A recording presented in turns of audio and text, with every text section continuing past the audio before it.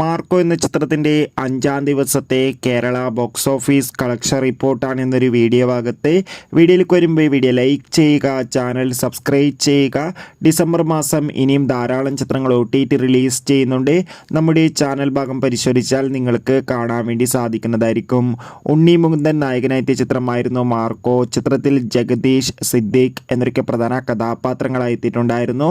ചിത്രത്തിന് 5-ാം ദിവസവും മികച്ചൊരു അഭിപ്രായം തന്നെയാണ് പുറത്തുവന്നുകൊണ്ടിരിക്കുന്നത്.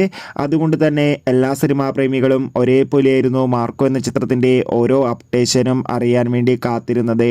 ഫൈനലി ചിത്രത്തിൻ്റെ 5-ാം ദിവസത്തെ കേരള കളക്ഷൻ റിപ്പോർട്ടൊക്കെ പുറത്തുവന്നിരിക്കുകയാണ്.